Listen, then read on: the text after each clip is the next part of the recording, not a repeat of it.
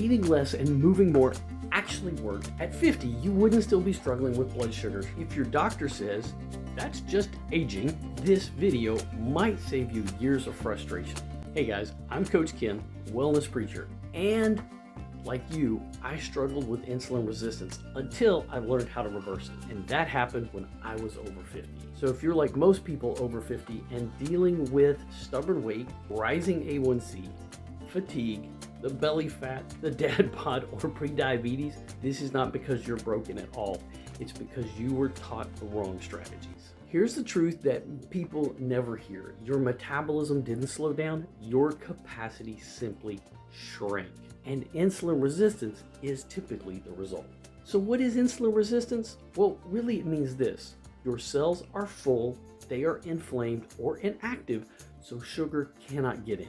Insulin keeps knocking, the cells stop answering, and blood sugar stays high. And when insulin is high, it makes fat storage worse.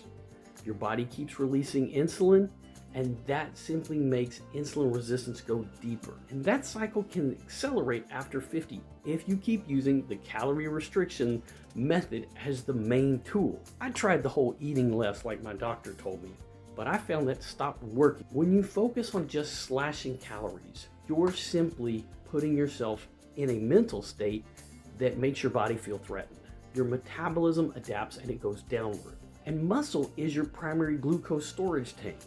And in our 50s, that starts to become an issue. Less muscle equals less storage, and that equals higher blood sugar. So if you're eating less and skipping meals just randomly with no plan and still gaining fat, you're not failing, you're shrinking capacity. Here's the shift that helps to reverse insulin resistance. You don't punish the body into healing, you rebuild it in its ability to handle the fuel. Reversal happens when you focus on 4 levers. You want to start rebuilding muscle. That's kind of a non-negotiable. Muscle is not about being cosmetic. We're not trying to be Arnold Schwarzenegger here. You don't need CrossFit. You don't need a gym membership. You're going to need about 2 to 4 days a week.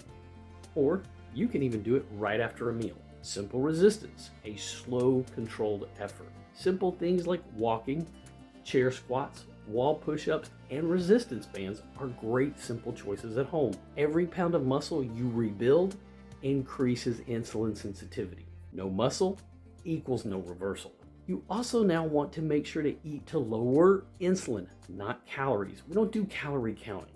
Your body's not a calculator. Insulin resistance improves when insulin stops spiking all day.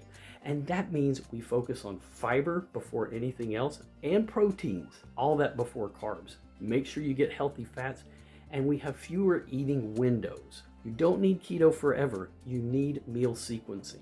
When fiber and protein go first, glucose rises slower and insulin stays lower and cells respond again. Now we have to fix the timing, not just the food.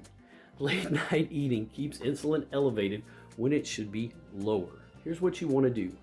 Clear the gaps between your meals. No snacks in there. We want to cut the snacks out. We want a consistent eating window. Insulin needs time off to resensitize cells. This is where gentle intermittent fasting works.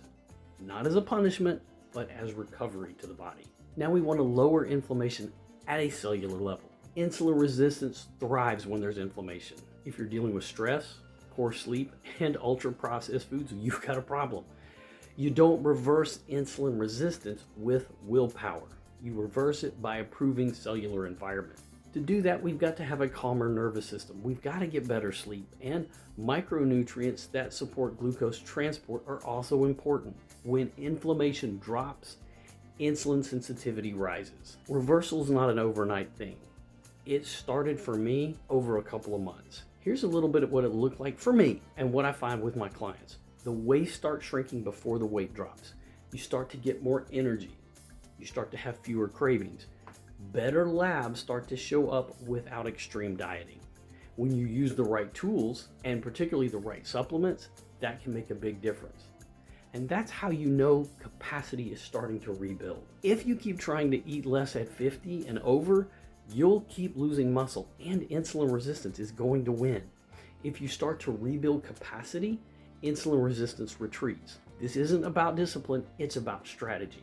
And that's what we focus on at Healthy Together and Feeling Great in our coaching. If this started to click for you, comment rebuild below. That tells me that you're done shrinking your body and you're ready to restore it. I want to encourage you to make sure you go to our webpage and enroll in our weekly email newsletter.